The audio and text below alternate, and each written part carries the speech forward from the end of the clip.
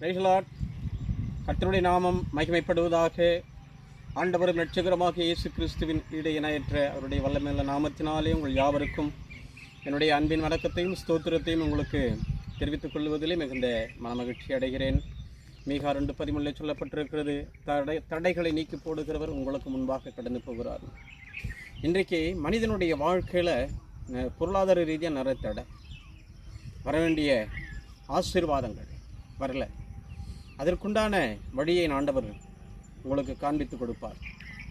காரணம் என்னன்னு கேட்டிங்கன்னா, வானத்தின் பலகணிகளை திறந்து இடம் கொள்ளாமற் போக மட்டும் உங்களை நான் ஆசீர்வதிப்பேன் என்று சொல்லி ஆண்டவர் வாக்குத்தத்தம் பண்ணியிருக்கிறார்.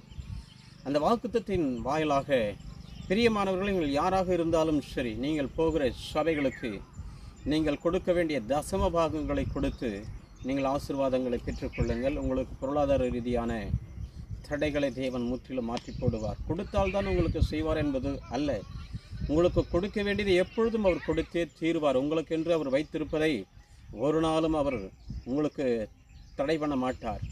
ஆனால் மனிதனுடைய வாழ்க்கையில் நாம் செய்யக்கூடிய தவறுகளினாலே வரக்கூடிய தடைகள் உண்டு.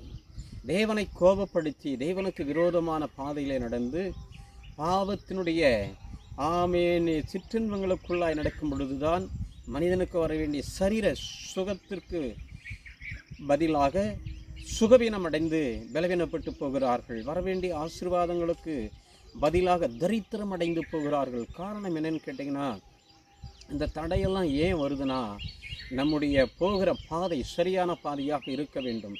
ஆண்டவராக இயேசு கிறிஸ்து சொல்லுகிறார், நானே வழியும் நானே சத்தியமும் நானே ஜீவனமாய் இருக்கிறேன், என்னை இல்லாமல் ஒருவனும் பிதாவை காண முடியாது என்று என் ஆண்டவர் சொல்கிறார்.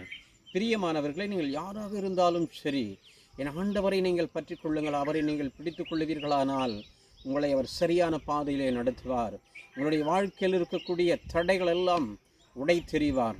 உங்களுடைய வாழ்க்கையில் ஆசீர்வாதம் உண்டாயிருக்கும். ஆண்டவர் இஸ்ரவேல் ஜனங்கள் கானான் தேசத்திற்கு கொண்டு போகும் பொழுது எரிகோ மதில் முன்பதாக இருந்தது. அந்த கானான் தேசத்தை சுதந்திரித்துக் கொள்ளக்கூடாதபடிக்கு அந்த எரிகோ மதில் மிகப்பெரிய தடையாக இருந்தது. என் ஆண்டவர் என்ன செய்தார்? தம்முடைய தேவ தூதர்களை அனுப்பி, தம்முடைய யுத்த வீரர்களை அனுப்பி அவைகள் எல்லாவற்றையும் தகர்த்தெறியும்படி ஆண்டவர் அனுகிரகம் செய்தார். ஜோசுவா கேட்கிறார், நீர் எங்களுடையவனா, எங்களுடைய எதிராளி உடையவனா என்று சொல்லி கேட்கும் பொழுது, நான் கர்த்தரால் அனுப்பப்பட்ட சேனை என்று சொல்லி அங்கே சொல்லுகிறதை வேதத்தில் வாசிக்கிறோம். பிரியமானவர்களே, எந்தெந்த தடைகள் இருக்கிறதோ அந்த தடைகளெல்லாம் உடைப்பதற்காகவே ஆண்டவர் உங்களுக்காக சேனைகளை அனுப்பி தடைகளை உடைத்து உங்கள் வாழ்க்கையை அவர் மாற்றி அமைக்க வல்லமை